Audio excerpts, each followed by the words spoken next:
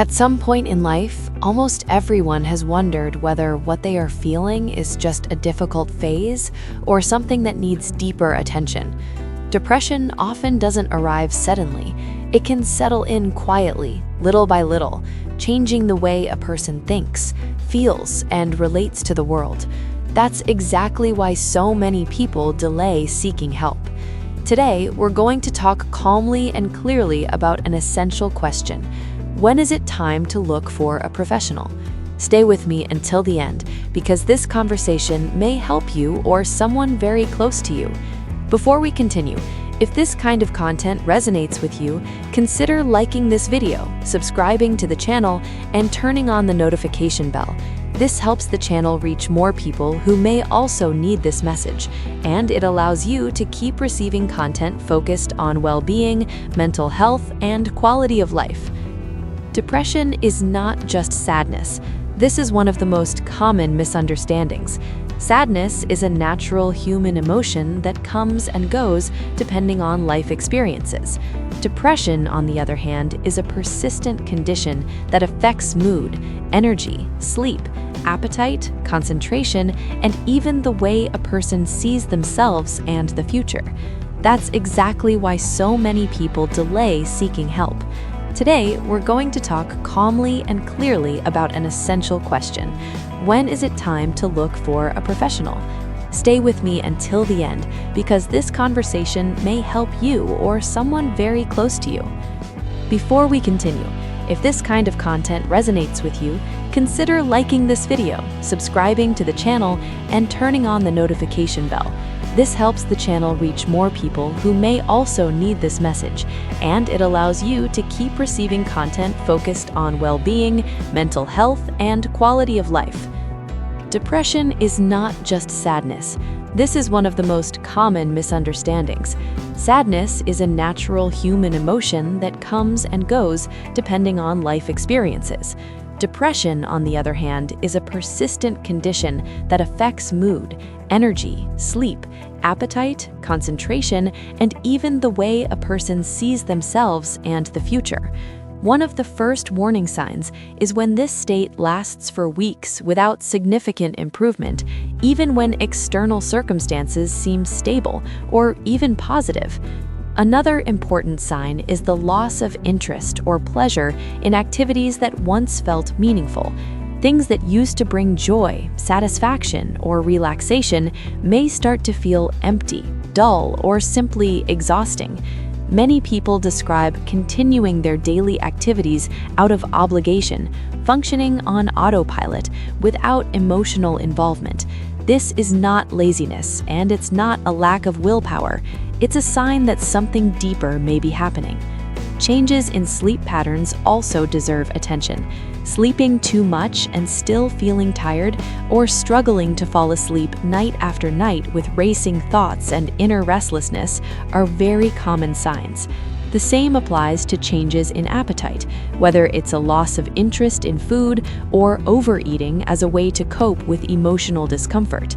When these changes begin to interfere with daily life and overall functioning, it's a clear indication that professional support may be necessary. There are also emotional signs that are less visible but just as important. Persistent feelings of guilt, worthlessness, or intense self-criticism can become constant. A person may start to judge themselves harshly, feeling like they are never good enough or that they are always letting others down. In many cases, there's a heavy emotional weight that's hard to explain, as if everything requires an enormous amount of effort. This exhaustion isn't just physical, it's mental and emotional. One sign that requires special attention is the presence of hopeless thoughts or ideas related to death. These thoughts don't always appear in an obvious way.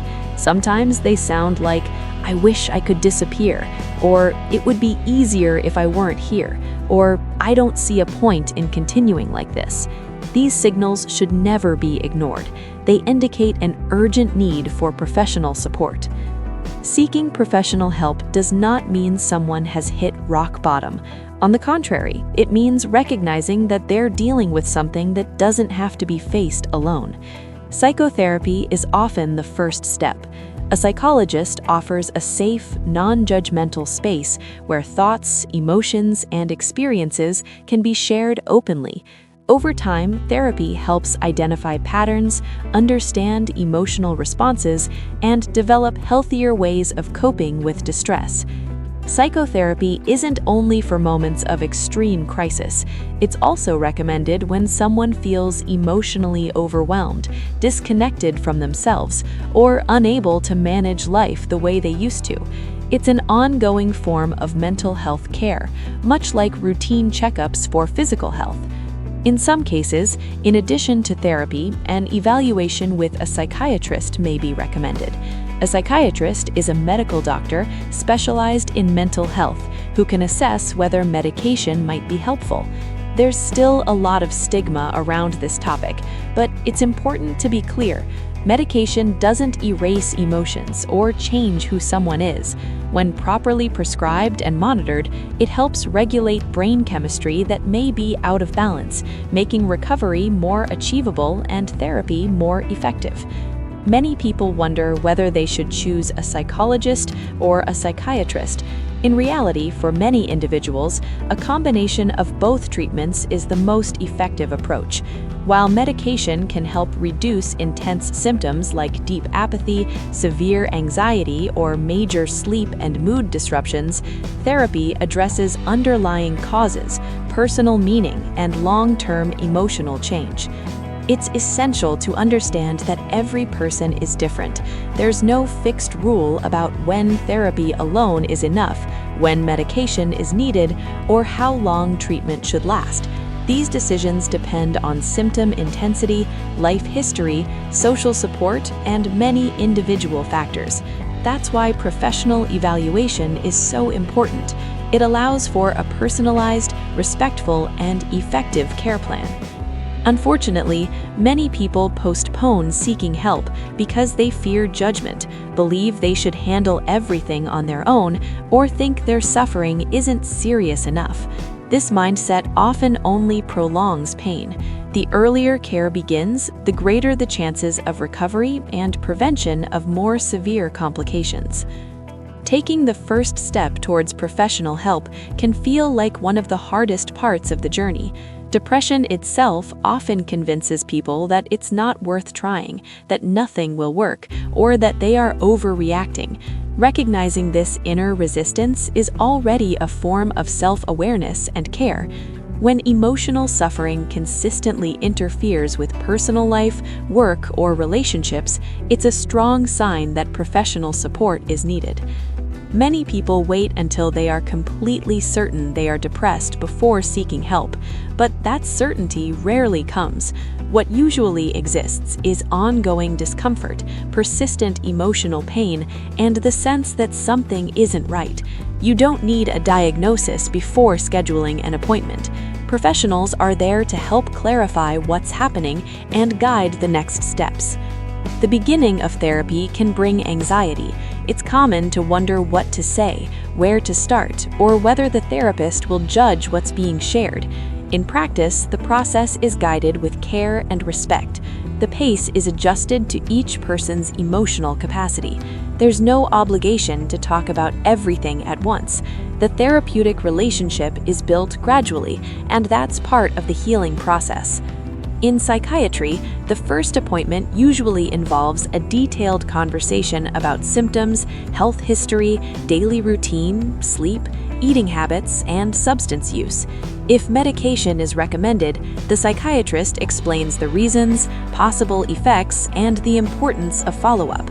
Using antidepressants when appropriate is not a sign of weakness, but a responsible decision about mental health. It's also important to challenge the belief that medication is addictive or must be taken forever. In many cases, it's used for a specific period until symptoms are stabilized and the person has enough emotional resources to continue without it, always under medical supervision. Regular follow-ups allow safe adjustments and informed decisions over time. Support from the surrounding environment also plays a key role. Talking to someone you trust, sharing what you're experiencing, and accepting practical help in daily life can ease emotional burden. Depression often leads to isolation, but human connection, even in small amounts, is a powerful protective factor. There's no need to overshare or explain everything, but allowing yourself not to carry everything alone makes a real difference. Alongside professional treatment, basic self-care habits can support recovery, though they don't replace therapy or medication when those are necessary. A somewhat regular sleep routine, balanced nutrition, gentle movement within personal limits, and reducing excessive self-pressure all contribute to healing. Small, manageable steps are far more effective than drastic changes that are impossible to maintain. It's essential to remember that depression is treatable and recovery is possible. Improvement may not be fast, and it may